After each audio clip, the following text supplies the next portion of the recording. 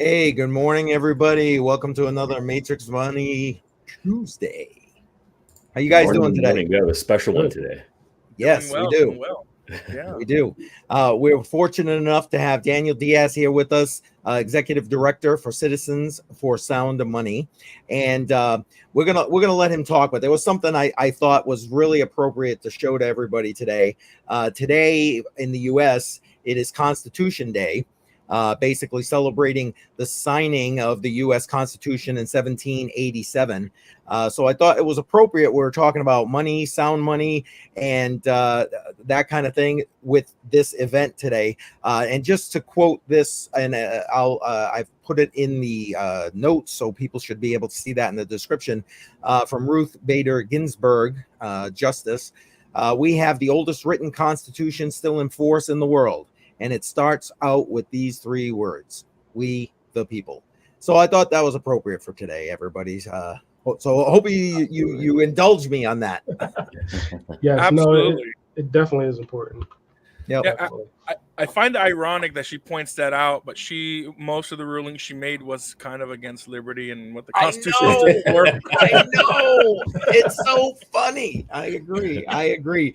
And we got a bunch of people jumping in, and just to say hi to the first few people here. 100 Air, welcome. Chris, welcome. Hey, how you doing, Mike, guys? welcome. Mike is coming in from, just so you know, Mike is a regular here.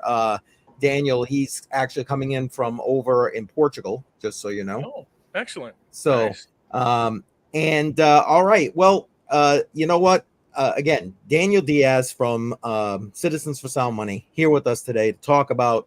We're going to talk about everything: Bitcoin, blockchain, gold, silver, and I think he's going to give you some insight on some stuff that might just shake some Bitcoiners up. So, Daniel, it's all you. Go right ahead. Introduce yourself. Tell everybody your background. Yeah, absolutely. Thank you, guys. So as they said, I'm the executive director of Citizens Sound Money, and we were founded in 2021, and I was appointed as executive director on October 1st. But our founder, the former state senator from New Hampshire, Jim Forsyth, he passed away tragically in March. And when we were lobbying, so our organization, our purpose is to promote the use of sound money and protect people's rights to do so. And when we were lobbying, we've lobbied across the country together in New Hampshire, Florida, South Carolina. We were in Missouri, and we were going to testify for the Sound Money Act. The Sound Money Act is our primary bill that makes gold and silver legal tender, makes electronic gold and silver legal tender. States can only make gold and silver legal tender. We can't make Bitcoin. Only the federal government can make Bitcoin legal tender. So we're focusing on gold and silver. And I told him what I was going to testify on. He looked at me. He's like, "You need to tell your story." I'm like, "What story?" He's like, "The Cuban story." He's like, "It informs people who you are, why you're doing what you're doing, and why you're so passionate about it." Yeah. So I got on to the dais, and I wasn't going to take his advice. And I said, "You know what? Screw it. I'm going to tell my story." So I told my story. Then I got into my pitch on the gold and silver. And the ranking Democrat, after the testimony, got up, beamline straight to me, shook my hand, and said it was the most convincing piece of testimony he's ever heard as an elected legislator. So nice. I want to start with telling you my story, and it will inform you why I'm doing what I'm doing and why I am the executive director of Citizens for Sound Money. So I'm a first-generation Cuban American. I was raised hearing stories about how the Cuban peso, which was tied to gold, was just as strong as the dollar. We had, a thriving economy. Cuba was the place to go for Americans. And we had very strong relations with America. You could take a ferry from Key West to Havana and back and forth without a passport. That's the relationship we used to have. And then you had the revolution. And I heard stories from my family about how we went from having businesses, our farmland, to all being taken away. And for those of you that don't know much about communist regimes, every communist state has what they call an informant in each street and every floor of your building. They keep tabs and eyes on you. So when something happens, they tell the party comes and picks you up. Well, my grandfather decided one day in 1965 to pay extra rations to get more meat for the family. Well, somehow the communist informant on the block found out. The communist police banged on the door, grabbed my grandfather, threw him in jail. And the minute he was released, my grandfather said, "We need to go. We need to go right now." My family packed their bags with everything that they could carry. When they got to the Havana airport, you know, the property is estates. They confiscated everything off of my family's person except for the clothes in their bag. They let me go to Florida with absolutely nothing, and if it wasn't for friends and family already here in Miami, my family would have been on the streets. Wow. Well, luckily, we did have friends and family, and they were able to get a small studio apartment. And my grandfather went from having a construction business, multiple properties, farmland, to nothing, having to start from the bottom of a construction company, pouring cement sidewalks in Miami in the 60s. But thank God for the United States and the United States Constitution and all the opportunities of the American dream. From the 1960s through the 1980s, my grandfather went from pouring cement to buying that construction company, selling that construction company in the 80s when he was in his 50s, retired, and left my entire family an inheritance. So I am extremely grateful for what America provided my family that lost everything because of the evils of communism. And I promised myself at the young age of 16 that I'll never allow what happened to my family's country to happen to my country. So since the age of 16, I've been in political activism and running campaigns and lobbying and so forth. That eventually led to me getting my master's. And when I got my master's, I had a full-time job as an insurance agent, which is where I first dabbled in finances. After grad school, I got my master's in government with a concentration in public administration and political theory for those that are interested. And I also went to get my seminary degree. That's a different story, though. And that's another route. That's another route. Then after I graduated grad school, I became a stockbroker for a small boutique firm, no longer exists, called Woodstock Financial. And I hated it. I went from being an insurance agent for the Knights of Columbus, looking to protect families in case our brother knights pass and leave widows and orphans, to working on Wall Street and realizing like 1 out of 4 people have marks against their license and all they care about is greed.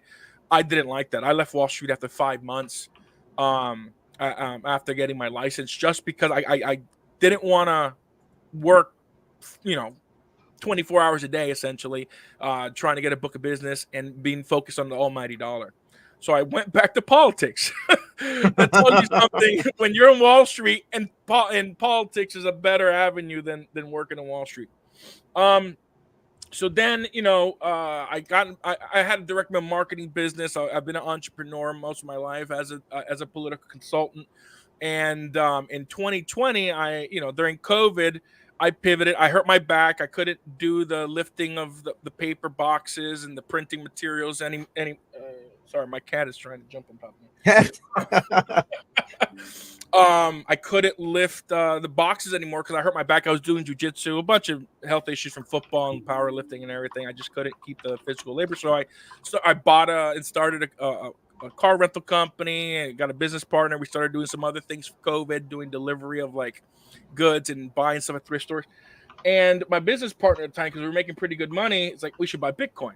And this is March of 2020. I'm like, Bitcoin? That's a tulip situation. What are you talking about? Nothing's backing it. So Bitcoin, I think it was like $3,500 or $5,000 at the time. I'm kicking myself now. And for months, every week, she's like, we should look at Bitcoin. We should look at Bitcoin. I'm like, no, it's a tulip situation. Nothing's backing it. Don't believe the scam. And then she tag teamed with another buddy of mine named Daniel, who was a big Bitcoiner. And by September of 2020, I told them both to stop. I'm never going to buy Bitcoin. I'm never going to get into cryptocurrency. Stop talking to me about it. So Dan called me. He's like, bro, let me come by and show you 2 videos. If after those 2 videos, you're not convinced on the power of Bitcoin and blockchain technology, I'll never talk to you about it again. I didn't even need to watch the second video. The first video was Don Tapscott, how blockchain's changing the world. And nothing convinced me. All the privacy and the immutability and all that didn't really get me. What got me was one aspect of the immutability of the blockchain, where he was talking about tenuous titles and deeds. That was maybe 3/4 through the way of the talk. He was talking about how in Nicaragua during the communist issues, that the Communist Party would take. Well, first he said 70% of the world's population have tenuous titles and deeds, meaning they don't own the land. They lease it from the government for 99 years or however long their family's in existence, but the government always owns it. And then he gave an example of Nicaragua, where the communists would destroy actual land titles and deeds, put their communist friends' names on it, go with trucks and guns to the landowner, get out, show them, hey, the government says this deed, this land is my buddy's, you need to get off at gunpoint. He's like, now imagine if we put our land deeds and titles on the blockchain. We could prove generations down after the regimes are overthrown that you own that land, and that land would always be traced back to you. And that had a light bulb go off, man. I'm like, holy crap. I said, if we had blockchain technology in the 50s, we could have put our land and our property on the blockchain to prove ownership. And at some point in the future, after the Cuban communist regime was overthrown, we could either get our land back or get reparations from the government for the theft of our property. And that is when I realized blockchain technology, through the immutability of the blockchain, could provide more economic, personal, and financial liberty than any political activity of man. So I completely pivoted. I went from being anti-Bitcoin in September to pro-cryptocurrency, went down the rabbit hole, learned how to mine crypto. In November, I started my first 8 GPU rig. By January, I started a crypto mining and blockchain consulting company. And that's essentially where I started with cryptocurrency. Fast forward 2 years, and I went through the whole NFT phase. I bought some NFTs. I more than doubled my money. I started loaning against NFTs as collateral. Oh, you made money on NFTs. What? That's the opposite of me. Oh, dude, I made over. I paid $10,000 for 5 NFTs, and I more than doubled it. Nice. In a year. Wow. Okay. And they were paying me yields, so it was a yield bearing. So that's where I got the idea for my project. It was called Medical Miners Club. Yeah. I love the NFT so much, but I kind of saw writing on the wall that might have been a Ponzi scheme, so I pulled out and I doubled my money from the NFTs, and I started loaning that collateral over $20,000 on other NFTs like Bored Ape Yacht Club and everything. And I was initially doing like 90-day loans, and the more experienced lenders are like, "Yo, bro, relax. You don't want to do it that long because any bad news could tank an NFT." Mm-hmm. So I got racking my brain. I'm like, NFTs, there's no real value to an NFT. Like, it's just sentiment. So I thought, how do we guarantee a floor price for an NFT? So I called my buddy. I was listening to the Fiat standard driving back during Christmas from Florida to South Carolina. And he kept hammering on the gold standard over and over and over, and how we broke away from the gold standard. And I'm like, holy crap. I thought about PAX G. I'm like, can we attach gold and silver to an NFT to guarantee a floor price? So I called my buddy who's a developer. I'm like, is this possible with a smart contract? He's like, yeah, absolutely. So I'm like, great. So I developed this concept for an NFT project where you learn about, because I realized as a stockbroker and just, cryptocurrency and everything, most people don't really have good financial literacy. 4 out of 5 Americans are living paycheck to paycheck. They don't know how to save. They don't realize you have to pay yourself first. So I wanted to create a project that incentivized earning gold and Bitcoin electronically by learning about financial literacy and sound money principles. And to get around the Howey test, they could only earn the monthly yield by passing the quiz on financial literacy, because you had some effort of their own. If they didn't pass, they didn't get the cryptocurrency. But the problem was I had plenty of contacts to do financial literacy on the stock market side and bonds and cryptocurrency. I knew nothing about gold and silver. Right. So I looked for an organization that would do sound money education, and that's where Citizens for Sound Money came along. I met with Jim and Marion. Marion was the executive director before me. They interviewed me, and right after that interview, we were talking about a bill in Texas, 2023 now, that was trying to push a electronic gold and silver bill. So because I was a lobbyist, I offered my services for free. I'm like, hey, let me call my contacts in Austin and see if we can get this pushed over the line. They were so impressed, they offered me a contracting job to be their legislative director and fundraiser. 5 months later, they were so impressed with my work, they offered to make me the executive director of the organization, and that's why I'm here now. And here we are. Yeah. Here we are now. Yeah. So almost a year later, October 1st is my 1 year anniversary of being executive director. Just a couple weeks. Oh, ago. nice. Yeah. Congrats. There. So, My birthday's October 2nd, so it was a great birthday present last year. Yeah. I froze up there. Sorry. So, and since then, I went from being a Bitcoin maxi to a soft Bitcoin maxi. And what I mean by that is I've transitioned from believing Bitcoin is truly sound money to believing that it's more of a wealth generating asset. Instead of sound money, because sound money needs to be stable. Money needs to be stable. You can't put your paycheck into something that can lose 80% in one day, or 40%, or 20%, or 10%, because then you can't pay the bills. Gold and silver, on the other hand, fluctuate so little, 0.5% here, 0.5% there, but in the long term, it's gone up since we've gotten off the gold standard. Since we got off the gold standard, gold and silver are up. I mean, the gold is up more than the S&P 500, NASDAQ, Dow Jones over the last 5, 10, 20, 30 years. And when you factor in real inflation, if you go to shadowstats.com, you can pay for his monthly updates on real CPI. I mean, I was looking at my friend who I'm helping invest. In 2006, she made $12,000 something net. And based off of the shadow stats, we've had 186.03% inflation since 2006. What? So if you multiply that, a $12,000 salary based on shadow stats numbers is about a $38,000 job today. So $12,000 was the equivalent to $38,000. And how many people are suffering and barely getting by on $38,000 today?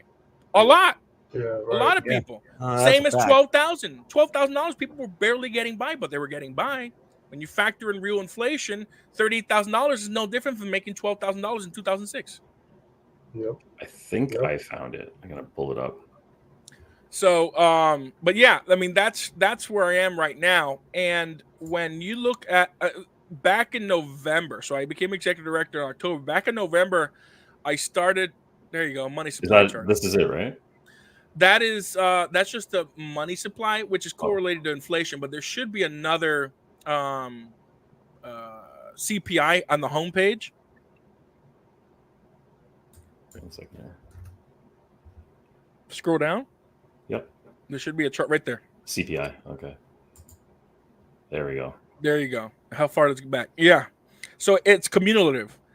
You take the percentage. See where the blue line is on the top there.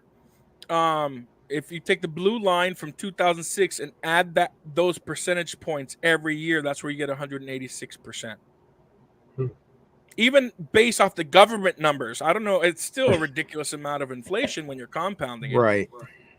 So, I mean, it's scary. I mean, they're not really telling us the numbers. If we're using the lower chart, shows you the divergence between the CPI that the government is telling us and the original CPI that we were using back in 1980.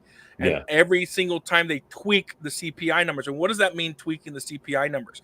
That means all they're doing is taking a basket of goods, steak, eggs, let's say milk, cheese, cars, rent, and they basket it together and separate it into different things. And that's how they determine what inflation is. But in 1980, they changed it for the first time because the New York Strip went up so much in value. They decided, let's change New York Strip because people are buying more chicken. Well, if they're changing based on people's buying habits, then you're changing inflation. People aren't buying steaks because they went up so much in value. So now you're putting in chicken. You took that inflation out. Yeah. And now you're just following people's buying habits versus what real inflation. People's buying habits are getting around inflation and what they can afford. Exactly. So the government has been manipulating our inflation CPI reports since 1980 when they changed the first CPI and they replaced the New York Strip with a chicken breast. And they've done that I think 5 or 6 times since 1980. So the inflation numbers are worse. That's why 4 out of 5 Americans are living paycheck to paycheck. It's extremely sad. When you look around in a room, you walk into a bar, you look, count 5 people, 4 of those 5 people are broke. Every single one of them. Yeah. Yeah. No. And facts. I did this. I went to my local watering hole, Yeah. and there was about 11 people around me. I was the only person in that bar not living paycheck to paycheck.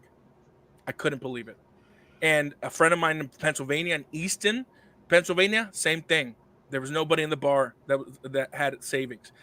And then now we're about to go through what I think is going to be a major economic downturn. Well, we were in a gold standard back during the Great Depression. We were in a gold standard, through until 1971. So one wage could provide for the entire family. Now you need 2 wages and a side hustle, maybe 2 side hustles to survive. Yeah. Definitely. Yeah. Facts. I feel like Daniel knows me very well. That's what I'm doing. and that's a major problem, because if there's an economic downturn, there's no savings to survive. Right. Right. What's going to happen? People are not going to have money. There's might be riots. Look, there are 4 or 5 buildings across the country taken over by Venezuelan gangs. There are, I don't know how many terrorists and drug cartels that have crossed the border that are sleeper cells all over this country. When the economy tanks, and why do I say the economy tanks? When you correlate the 10-year and 3-year yield curve of the treasury bonds, when you correlate that with the SOM test, when you correlate that with the fact that 100% of the time when we are already in an inflation, in a recession, and the Fed cuts rates, we go into a recession. And I think because of the fact that we are in a negative yield curve for over 700 days, which is the most we've ever been in a yield curve between the 10 and 3-year notes, they're expecting the markets to crash 80 to 90%. The longer we're on a yield curve, the more of a crash we're going to have. And I don't think Bitcoin's safe. Okay, Bitcoin, so you briefly talked about them fudging the numbers and how the CSI number or CPI numbers have been diverted since the 80s. Don't you believe that we already are in a recession since the pandemic? We haven't actually recovered from that. It seems like we are. Yeah, Deeper into a hole, because right now, in my opinion, I know they were manipulating the numbers since the last presidency. We've gone deeper in a hole. I think we already are in a recession. I think we've just been floating the base by printing out money. So this is just kind of like pulling the carpet out, right? Yeah. So it's like getting drunk when you have a hangover, right? It gets rid of the hangover feeling, but you continue the being intoxicated. That's exactly what QE is, right? So instead of allowing the hangover to hit and we get better, we get more drunk with more alcohol and just keep moving forward, and it just keeps getting worse and worse. Our liver starts getting worse. Our mind starts getting worse. We start getting, the big nose with the like Charles Schwab, or JP Morgan. I'm sorry, JP Morgan. We've been doing this for 14 years. Wait, how many years has it been since? 14 to 15 years. Well, if you're drinking like that for 15 years and you're just pumping alcohol or cash into it, what do you think is going to happen at the end of it when it's no longer going to work? Yeah. Right? We are in such bad straits. Unemployment has the SOM test, which is a fairly new economic indicator that was printed in 2019, basically states when over a 12-month period, if the unemployment rates rise by more than 0.5%, the minute it crosses 0.5%, we're already in a recession. Right. We hit that mark 2 months ago. We've been in a recession 2 months ago. And when the Fed cuts rates when we're not in a recession, the stock market actually increases. That's only happened 20% out of all the time since 1913 the Fed has cut the rates. But when the Fed cuts rates when we're already in a recession, 100% of the time it's going to crash. And that's why today I sold all my Bitcoin. I put it all in digital gold and silver, and I am out of cryptocurrency. I'm out of the stock market. All my assets, all my wealth is in gold, silver, physical, digital, and a little bit of cash to survive. That's it. I think that we are about to experience the worst economic collapse in our country's history. Not financial. Yeah. Well, we got to put that out there. Not financial advice. This is my sold my opinion. Bitcoin. I sold all my stocks. Hey, look, I think tomorrow it's going to start today. I mean, we've seen it last week. We saw articles coming out. People are fearing Bitcoin goes down. Everything's going down. Stock market, it's just teetering. They're waiting for the actual report, and people are going to get scared. Look, the stock market, cryptocurrency, it is just the hopes and fears of the people who are investing, plus manipulation of the central bank by pumping currency. That's all it is. That's why the price to earnings ratios for some of the biggest companies are so out of balance. Out of whack, yeah. It's out of whack. You can't have a 50-to-1 earnings ratio. I mean, what? I mean, that's ridiculous. I mean, you'll never make your money back if you get a dividend from that. You know, it's all speculation. It's all this fiat currency being pumped into these tech companies. Well, these those AI earnings companies. ratios also went up into triple digits at times too, right? With Yeah, So that's, exactly. But what I'm trying to say is we lasted through that. They didn't have a massive impact, even though those companies are no longer here or they've been obliterated in some ways. Yeah. But for everything to get completely crushed, I don't know. I'm a little bit skeptical on that. When the market, We'll know in about 48 hours. Yeah. Oh boy. I think I just hope you're wrong. I think that's what it is really. So there's the shocking information I was telling you he was going to give you a little while. So to that point, Jar, right? Yeah, I'm skeptical as well, but that's only because I am not a finance guy the way that Daniel is, right? Yeah. So like he has the experience, he has the know-how, the knowledge to read the charts, to understand the sentiment and how it affects the market, right? Yeah. So I think to his point, what you could do, and can you throw up that not financial advice thing? I'll put it back up. Is you could take half of those assets, right? Half of the stocks, half of the crypto, and just go in halfway, right? That's what I think I might do once I'm done with work. I know I'm hopping off here soon. Hold on a second. Just to, wait. I don't want to be in the predicament where I put all my eggs into one basket and then you look at my name, financial failure, right? And I'm screwed. So I'm going to go ahead and go 50 way on this, just because I'm not the expert in this space. I'm an expert in tech, but not in finance. Right? Yeah. And don't put it in cash. Put it into put it into Pax G, put it into Tether Gold, put it in the gold. Gold is about to go. What about crypto stables? I mean, it's the dollar, right? Well, it's pegged to the dollar. Yeah. It's inflation. I mean, you can put in a stable coin, but the real true stable coin is gold, right? Because it keeps up with inflation. I mean, here's what I usually say, and when I testify, I usually have a stack of 20s to just illustrate this. But in 1910, a $20 bill would buy you an ounce of gold. And what could those $20 buy you back then?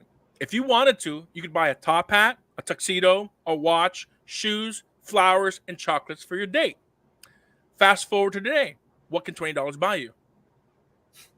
Maybe a somewhat okay meal, right? But what can an ounce of gold buy you today? Well, if I wanted to, I could buy a brand new top hat, tuxedo, shoes, pocket watch, flowers, and chocolate for my date and still have money left over. I was going to say, and have something left over. Yeah, because gold is money and has always preserved its purchasing power. Look, gold just is, right? To understand the economy better, every Federal Reserve chair prior to Greenspan, after Greenspan, they went nuts with modern monetary theory. But Greenspan was the last libertarian we had, and then he got sucked in by populism. But prior to that, he was prior to that, he was trying to match, and every Volcker and all the others were trying to match the interest rate after 1971 with the price and the inflation of gold. That's why the target is 2 to 3%, which so happens coincidentally. It's not the reason why, but coincidentally is the inflation rate of gold. Yeah, inflation rate of gold. Yep. After the 2000s with the dot-com bust, they completely forgot about, and they got away from keeping up with the inflation rate of gold and silver, and they just started printing like crazy. Right? Gold does nothing. It doesn't earn a yield. It's a rock that sits there. It is the central monetary unit of which all other assets are going to be measured. You do a 1 ounce ratio to any asset. So, for example, houses. Back in 1975, 4 years after we got off the gold standard, the average home in America was around $70,000. Mm-hmm. You could buy a home for about 265 ounces of gold. Today, the average house, before the collapse, like when I was using the stats, was about 513,000. But today's price, how many ounces of gold is that? 513,000 divided by 2,500, 205 ounces of gold. You can do that exact same ratio with the stock market. 1 share of the Dow Jones, 1 share of the S&P 500, a share of your land or any other asset you're trying to buy. You do a ratio of gold to that asset, and you can see the trends of when it's overbought and oversold compared to the price of gold. Okay. It's called wealth cycling. So when something is overbought, like Bitcoin or the stock market, you sell that asset and go into gold. When it tanks and it's that bottom threshold, you wealth cycle out of gold into that asset. And that's how you exponentially increase your wealth.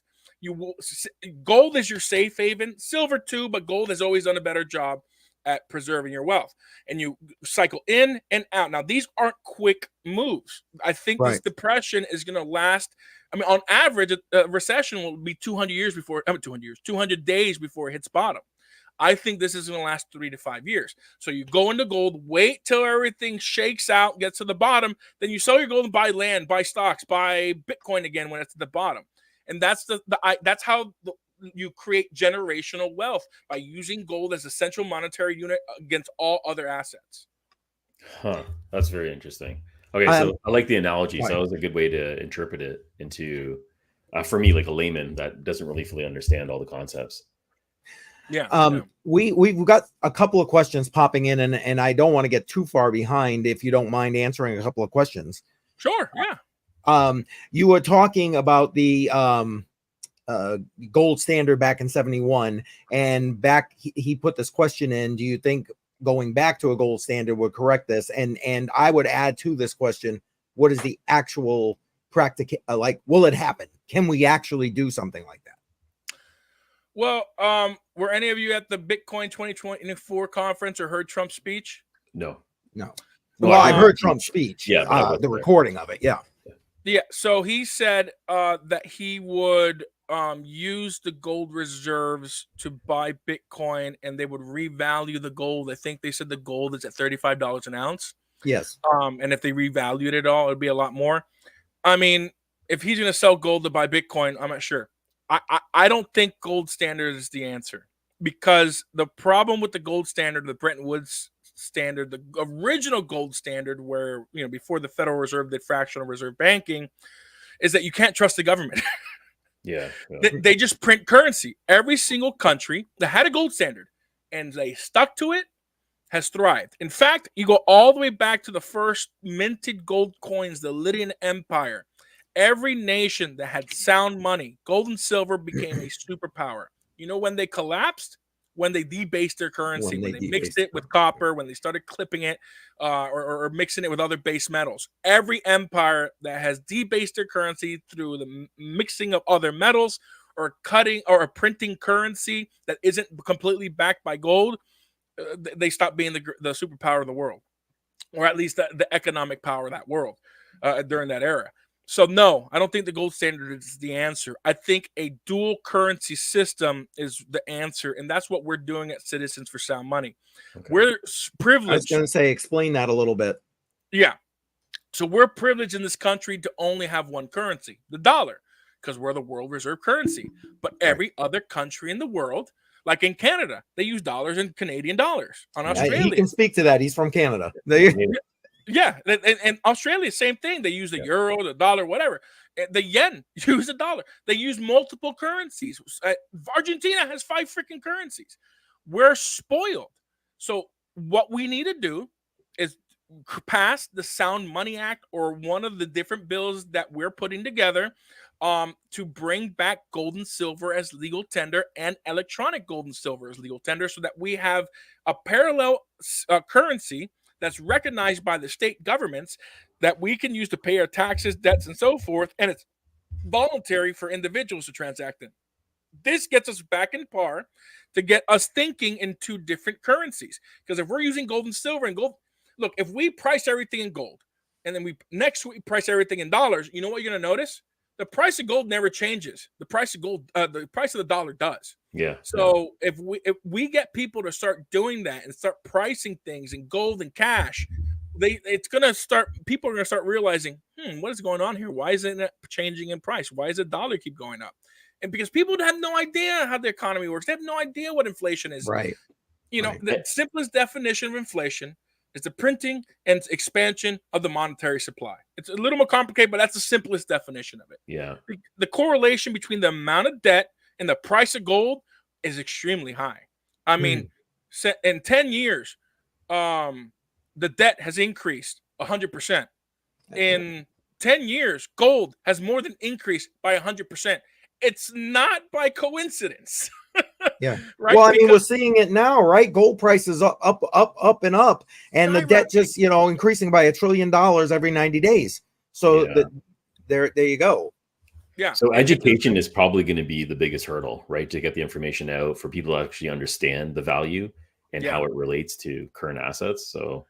Yeah, and we're launching, we have a C3 called the Sound Money Movement. We are creating a learning module system to teach financial literacy, sound money advocacy. We have influencers like Lynette Zhang that are interested in helping us out, Mike Maloney, other people in the precious metals and crypto space, Rob Keynes, and so forth. They're going to be providing. We have also economists like Nathan Lewis, who wrote 5 fantastic books on the gold and silver standard, lower taxes, and so forth. And if you join, we have a membership program called the Pioneer Membership. For $25 a year, you get access to a company that we bought called Metal Markup. It is a bullion aggregator that will show you the cheapest bullion that you can buy gold and silver. This is members only.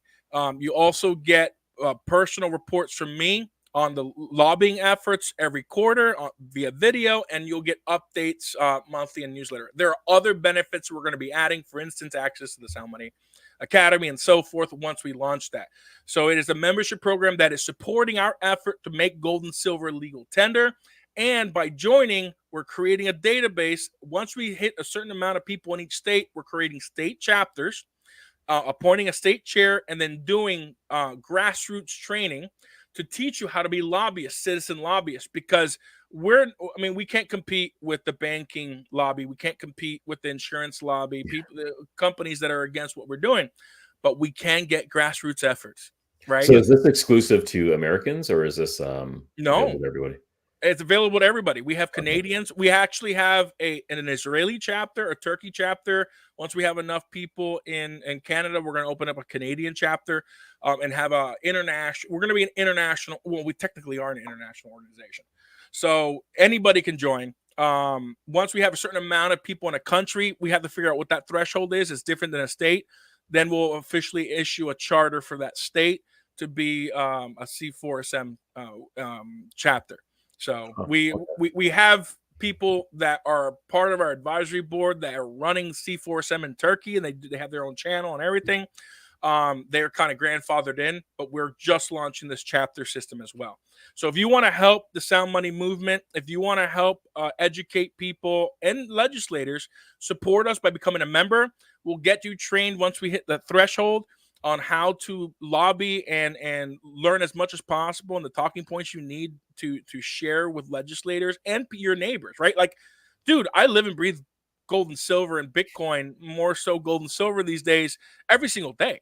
Like, they call me the gold and silver guy at the Republican meeting that I go to, right? Like, I'm the gold and silver guy.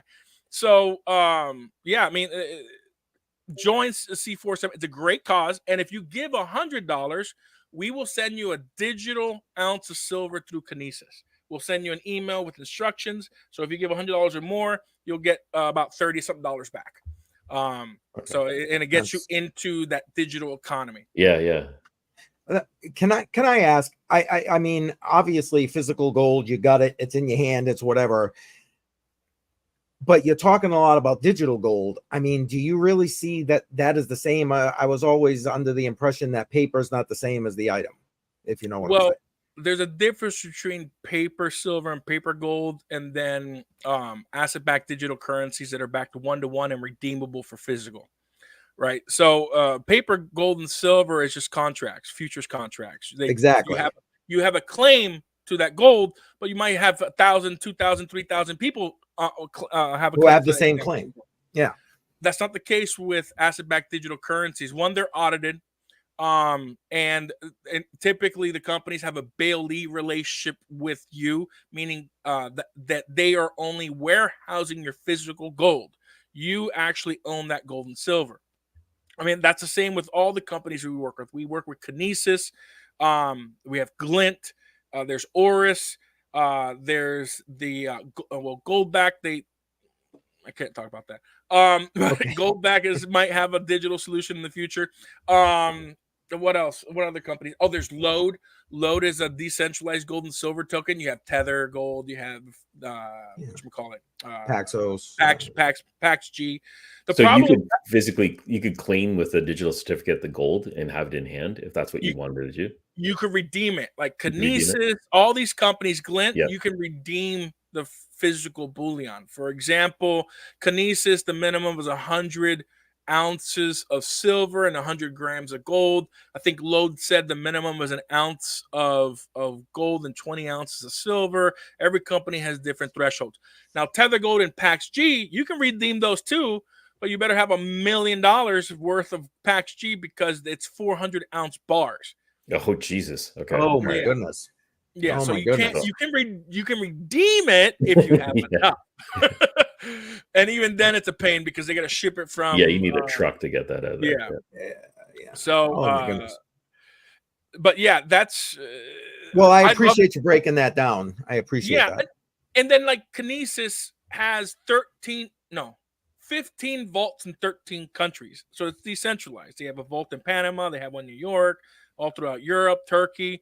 Load, they have a few vaults as well.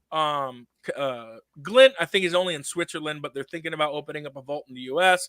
So they're all secure. And I like the fact that companies have multiple vaults because if one country decides to get frisky and confiscate, all the gold is insured. So even if they confiscate, Lloyd's of London will repay the confiscated gold and silver with gold and silver versus cash. Okay. So the gold got their bases covered. Yeah.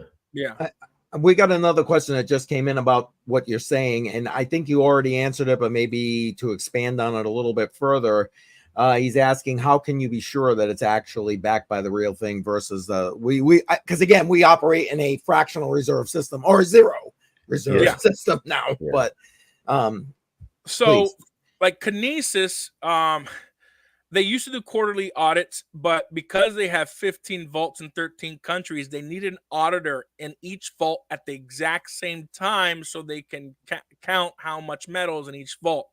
But now they only do it twice because I think they were paying something like $100,000 a quarter to do the audits. Yeah, but every single one of these countries actually either have a firm that audited it. And you can go to Kinesis.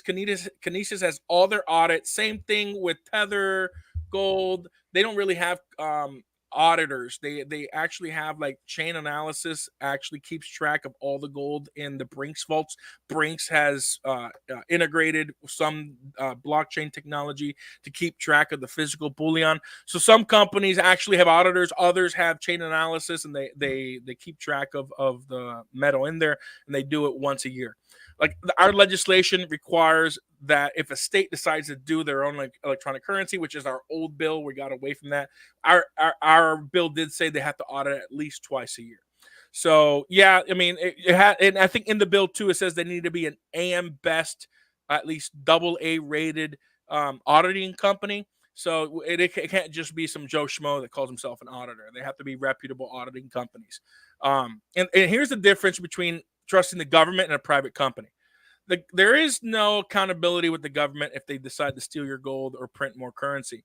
There is accountability for a private company that frauds the people and decides to steal your gold and silver. They get to go to jail for a long time. Right. So there's an incentive against private institutions to do that. Now, we know that happens. There's always a third-party risk if you don't hold your gold and silver. But there is even third-party risk when you have it in your home. Here's a personal example. My brother robbed me, and he stole all my silver. You never think your family's going to steal from you, but they do, and they can. They do. So Ouch. there's risk everywhere, even in your own home with your own family that knows the combination to your vault or your safe. You're safe, so, yeah. So I'm sorry to hear that. Yeah, and then I overcompensated and about 5 times more silver than he stole. Yeah. I kicked him out. I was helping. He was living with me. Long story. He doesn't live here anymore. Put it that way. Yeah. No. So we hear a lot, especially from certain Bitcoin maxis, and I'm just going to throw that out there, that, well, what are you going to do? Shave off a piece of gold when you go get your bread? I mean, can you kind of explain how that bartering system, sales system, whatever is going to work with gold, silver, etc.? Yeah, I got 2 perfect examples that I can show you right now. Let me get them all out here so I can have proper whatchamacallit, what is it called? Props. There you go. Proper props. There you go. Get out the props. So on the digital side, right now, the only company that has a debit card is Glint. So this is a Glint debit card. Let me cover my numbers here. Yes, please. Glint. There you go. Glint. So I get this. You guys know Silver Dave from local Silver Mint? I don't. And we're New Hampshire? I don't. Well, I bought gold. I bought a gold franc with gold from my debit card. So I literally turned digital gold to physical gold. You know, I love it. I mean, I could buy coffee with this card. I can buy pretty much anything a debit card could buy. And soon, Kinesis will be coming out with a debit card. And another company, another thing of fractional gold and silver is called Goldbacks. So Goldbacks is a fractional physical gold currency right here. These are right now all the denominations that they have. The 1, the 5, the 10, the 25, and the 50. This single Goldback is about worth $5.33 as of early this morning. They update their prices every day. Let me see if it's changed. It's still $5.33, and they're completely fungible. So the 10 is $53.30, and whatever the 50 is. I can't do that math quick in my head. But this is physical cash. I actually posted on social media me paying for my kava the other day at a local merchant that accepts Goldbacks here in Florida in Sebastian. I've signed up 8 merchants to take Goldbacks for payment of goods and services. What? This is the real economy. In 6 states, this is legal tender. 6 states have made gold and silver legal tender, and it's legal tender because this is 1,000 of these is redeemable for U.S. minted legal tender coin, American Eagle, or Gold Buffalo. Yeah. And it is a specie legal tender instrument. It could be argued in those states that have made U.S. gold and silver legal tender that these are legal tender as well. And I use this. I pay my cleaning lady in Goldbacks. You know, like this is real money, and it goes up. I bought my first Goldback earlier this year for $3.92. They're $5.33 today. It keeps up with gold. It's 24 karat gold. What? So this is what? Sorry, where did you purchase this? I want to pull up the website for everybody. Yeah, the company that produces them is goldback.com, and they have a list of vendors. Their preferred vendor, there's no real preferred vendor. Their subsidiary, their distribution arm is called Alpine Gold Exchange, and you can buy them there, usually at a discount. Okay, so here we go. There you go. Wow, I didn't even know this existed. So Yeah. you can actually Yeah, honestly, neither did I. Yeah, daily transactions can be purchased with actual gold currency.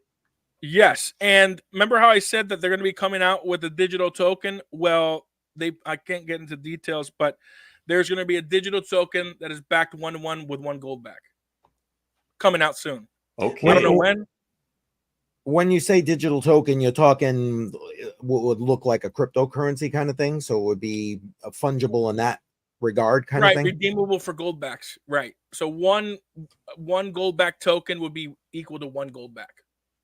Gotcha. Wow. Now, okay. How difficult is it? You said you onboarded like 6 businesses to do this. How difficult is it to get businesses to jump in on this? I got to believe they're not all like, yes, sign me up.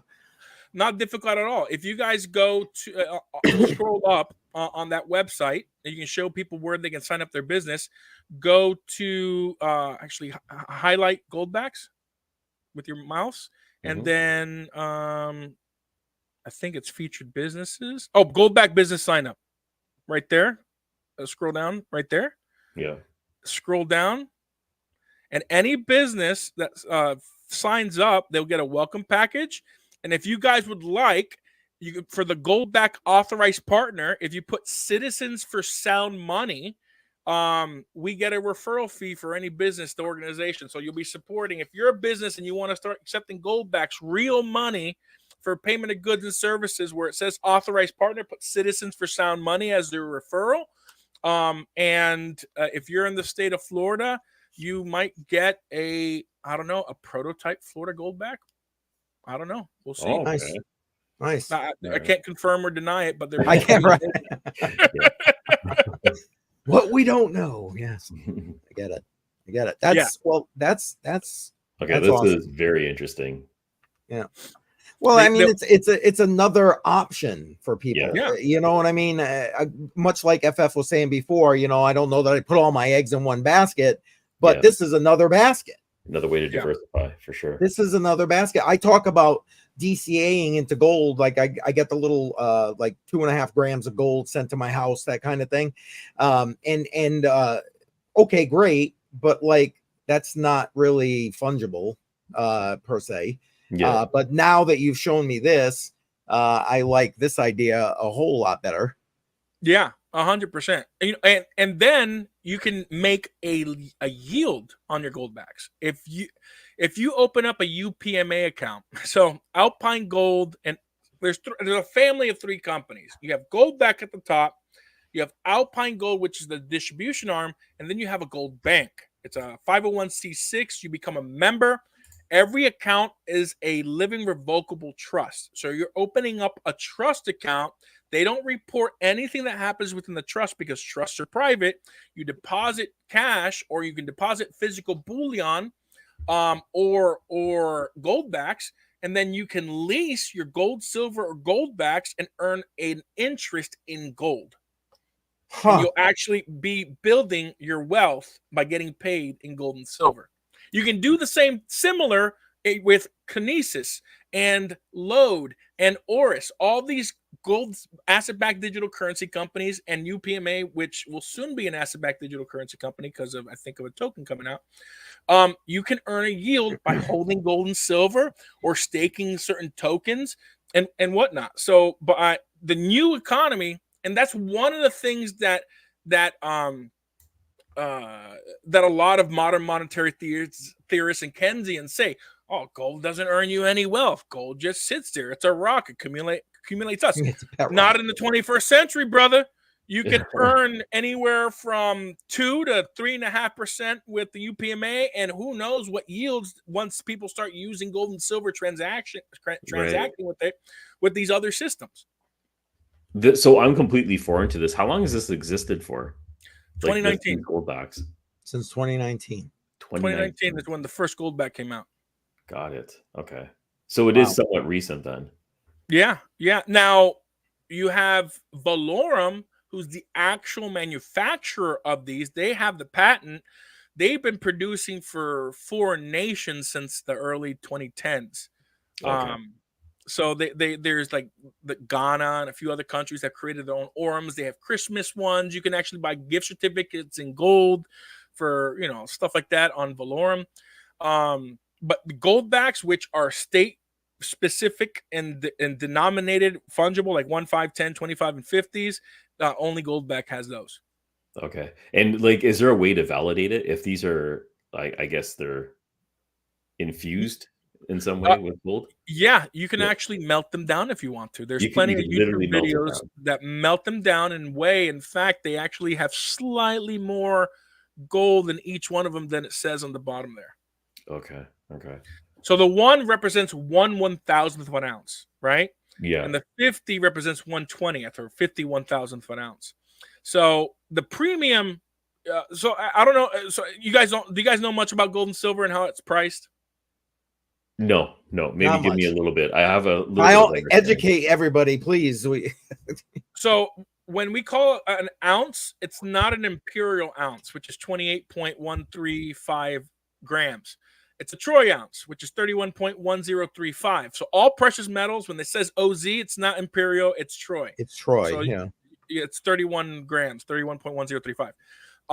So think of the 1 ounce as the par value for gold and silver. Anything above in weight of an ounce has a lower premium.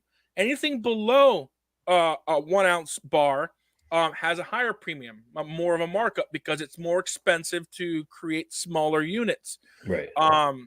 So since Goldback is literally the smallest denomination, the 1 Goldback is the smallest mass-produced gold currency in the world.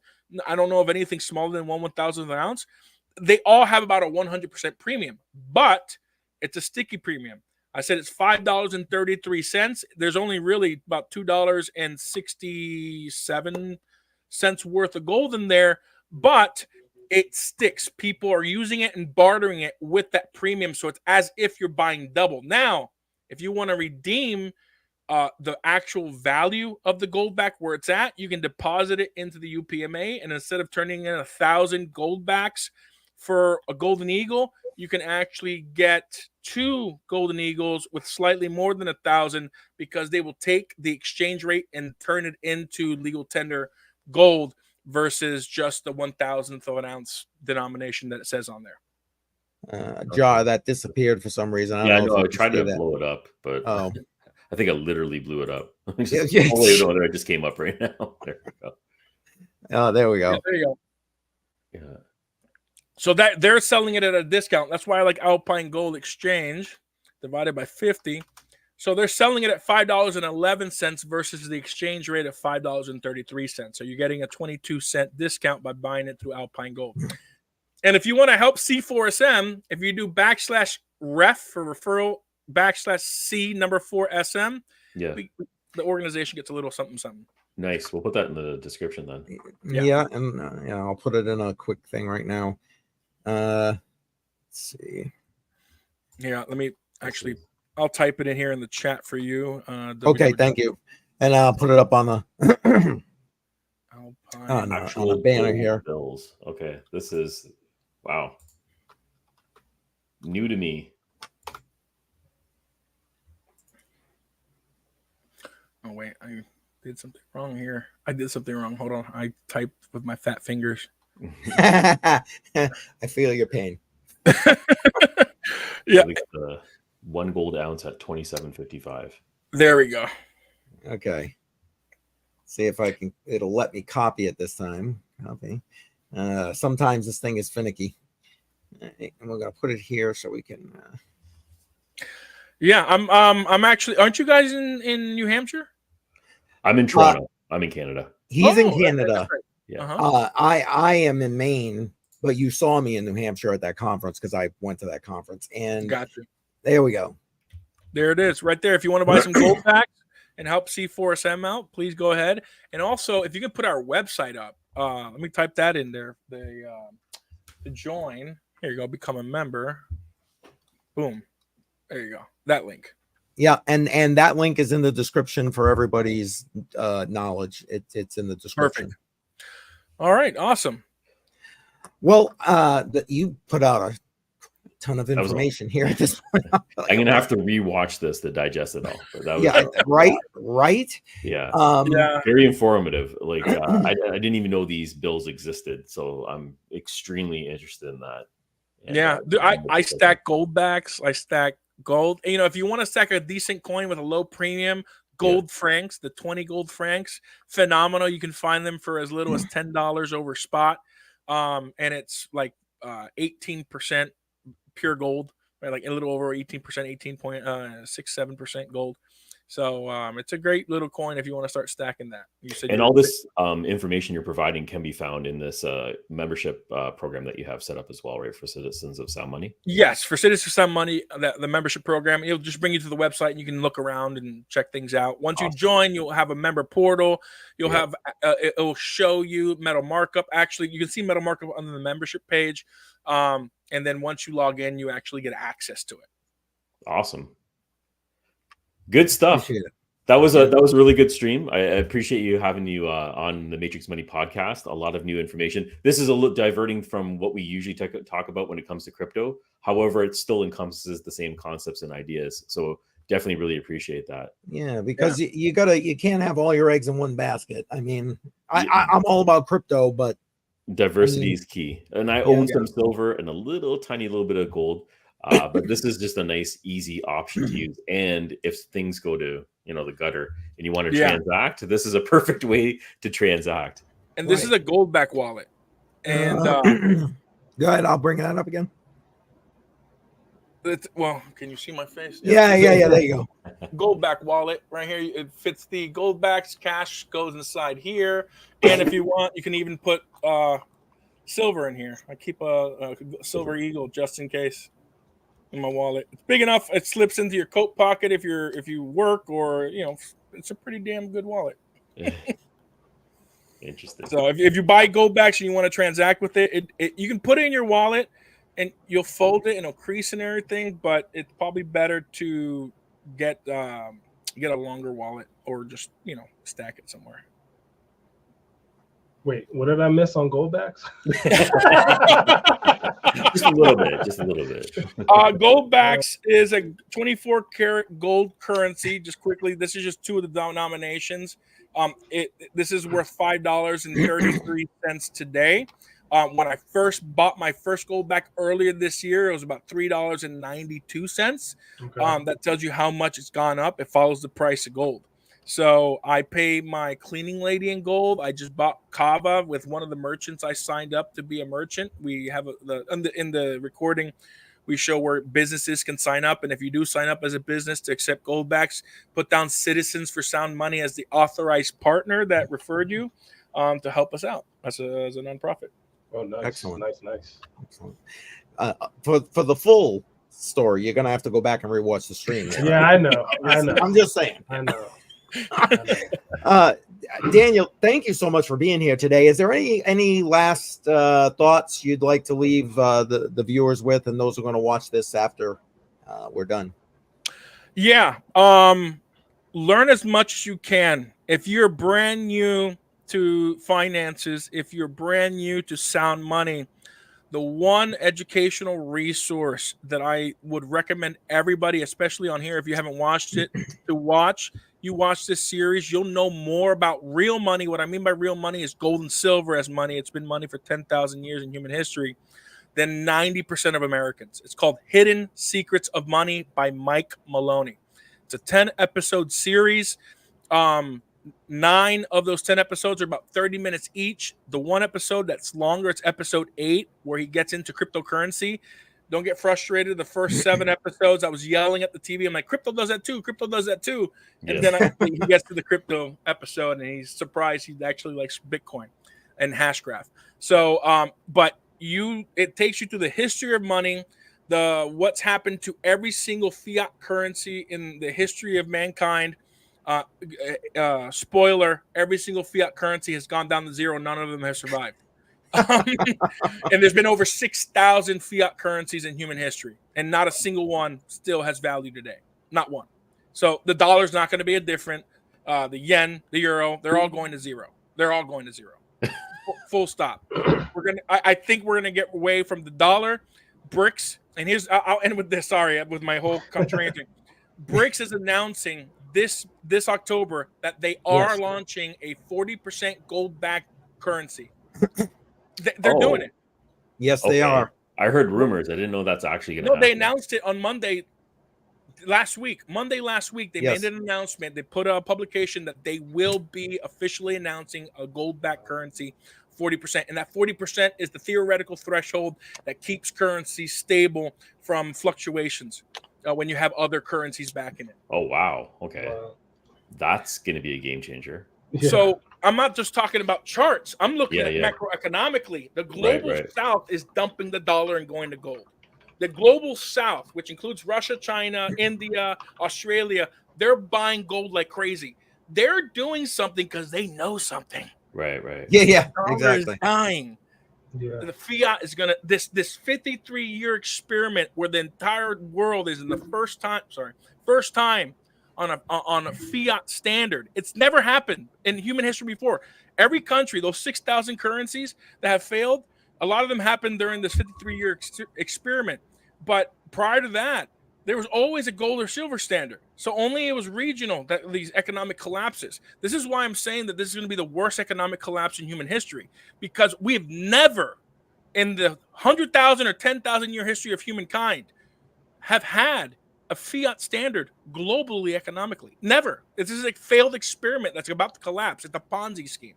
So if you want to protect yourselves, get into gold and silver, watch Hidden Secrets of Money, find out why the greatest wealth transfer in human history is about to happen. And I think it's going to start tomorrow or today. Yeah, I'm going to be watching the markets closely. We'll see what happens in the next 48 hours. Yeah, we are. Yeah. I'll be live for the FOMC meeting tomorrow as well. So there you go. Nice. Mindset. There you go. Daniel, thank you so much. I think we might have to have you come back because there's so much that you've said that I'd love to dive into, but this is like the Dynex conversation where everything just went over my head and I have to go back and revisit half of this. What's the Dynex conversation? That was going into artificial intelligence and an area that I wasn't even expecting. So yeah. Gotcha. Yeah. There's a lot, man. I'm a ferocious reader.